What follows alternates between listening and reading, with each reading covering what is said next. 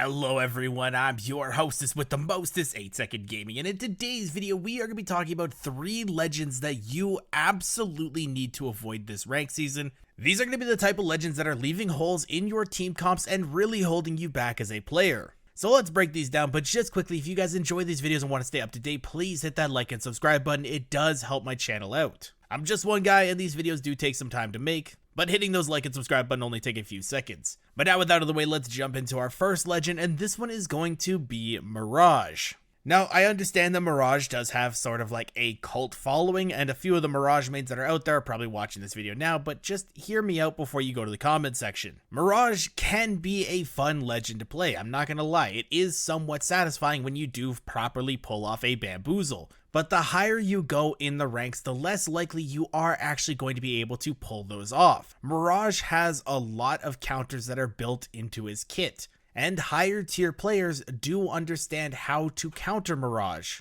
The biggest and easiest one to deal with Mirage is when he pops his ultimate. The moment that activates, the real Mirage's arms glow blue. So as long as you're just kind of slightly paying attention, you're going to be able to tell, hey, that Mirage's arms are glowing blue, that's the real one. But on top of that, players understand how other players move. It's pretty easy to tell whether or not somebody's a real Mirage or a decoy just based off of how they are moving. If they're playing around a certain piece of cover or a corner or something like that, that's probably going to be the real one. There are multiple different ways to tell. Now, not only are people able to easily counter Mirage and deal with him, Mirage also doesn't really fit a role in a team comp. He's not an entry fragger, he's not a secondary fragger, and he's not a support. So when you use Mirage, you are leaving a hole somewhere in the squad. That is a hole that players are going to be able to use against you and manipulate your team with. And it might not be obvious in lower ranks or lower elo, but again, once you start climbing and you start going against people that actually know what they're doing,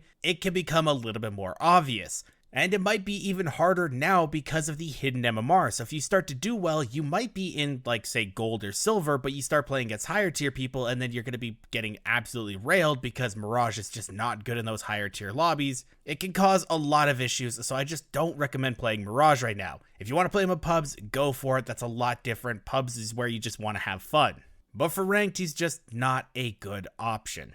But now we can move into our second legend, and that is going to be Ashe. Now, Ashe is actually a character that I quite enjoy. I think she's really cool. I think she has a unique kit despite her having also portals. And her playstyle is also a little bit more unique compared to the other ones because she can lock people down. But right now, her kit just doesn't really have anything stand out-ish about it. There's nothing that makes her a, wow, you need to play this character. Now, in previous seasons, she has been semi-meta because she has been a still solid character, so you could pick her up and use her if you wanted to. But as the seasons have gone on, there's just been more standout legends, and right now, Ashe is pretty much a secondary fragger. She is one of the legends that can dance between entry and secondary, but right now, her main role is definitely secondary, and there are just so many better options out there. Why lock one singular person down with your tactical when you could just throw a Horizon ult and lock the entire team down? Or why use your portal to relocate you when you could just use a Revenant tactical on a much lower cooldown? Now, Respawn has given her a few buffs in the past couple seasons to try to help her out a little bit, but right now I think she needs either a solid rework or just a major overhaul to her kit to help her kind of become that standout unique legend once again. Now, like I have said, I really enjoy Ashe, so I do hope that something in the future does give so that she can become meta once again.